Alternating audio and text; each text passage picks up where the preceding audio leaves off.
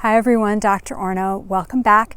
This is the third video in my series about plant ID, and today I want to talk to you a little bit about what I've talked about in the previous two videos about using a dichotomous key, or basically a book, to help you figure out what plant you have in front of you. So in the last video, one of the books that I mentioned is this little guy, the Pacific Coast Tree Finder. Super useful tool if you're looking at trees in the Pacific Northwest. There's one for berries, and I'm sure they exist in other parts of the country as well. So it is the middle of January as I'm recording this, so there aren't a lot of trees where we can get a lot of information, except when it comes to my beloved conifers. So I wanted to pick something that was pretty easy so we could just go through this a little bit so you get the sense of what keying looks like. So trying to get a positive ID, you need a book like this or one of the big ones that I showed you in the last video. So you probably know what this is already, and you know it's one of my favorite plants, and you know it's got all sorts of great medicine, which I have talked about elsewhere. But for now, let's talk about keying. So you start, basically what a dichotomous key is it gives you either or questions, and you sort of follow the train until it takes you to the final destination, right? So it says begin here. And the first question is, if the tree has needles or scale-like leaves, go to this symbol. If it has ordinary leaves, go to this symbol. So a little conifer symbol if it has needles, and a little broadleaf if it has broad leaves.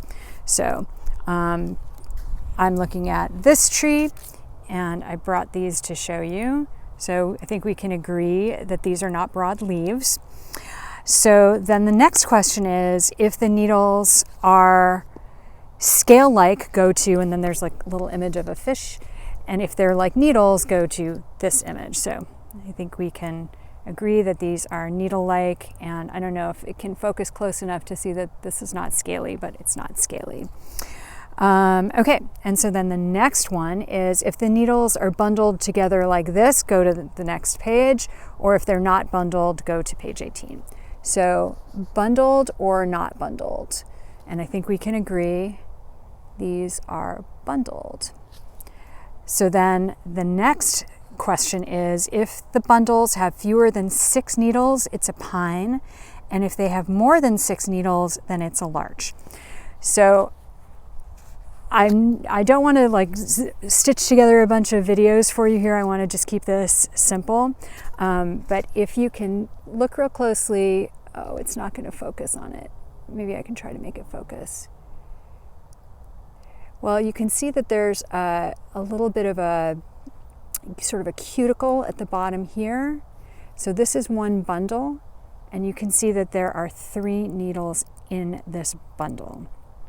And clearly they're not, I'm not gonna grab anything longer than that, even though there's probably something on the ground. This one doesn't look like it has anything on the ground, so just go with this. So this is a bundle, and this is 6. And so we now know this is a pine tree. And then here in the Pacific Northwest, one of the ways you determine which kind of pine it is how many needles are in the bundle, and then there are some characteristics of cones and bark and things like that. And I don't want to get too complicated with this. I just wanted you to see these either or questions that lead you to some level of identification. Now, with the conifers, there are a few species that have complicated chemistries that can be problematic, harmful, or straight up poisonous. So you do want to know a little bit which one you have. For the pines as medicine, I pretty much use them interchangeably.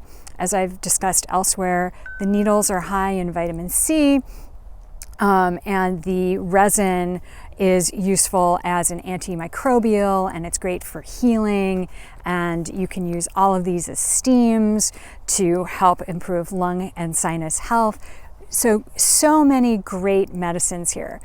But just doing something as simple as this can help protect you from choosing one of the ones that would not be so helpful for you, like Cedars, they're not necessarily unsafe, but they're complicated chemistries and you want to be careful with them.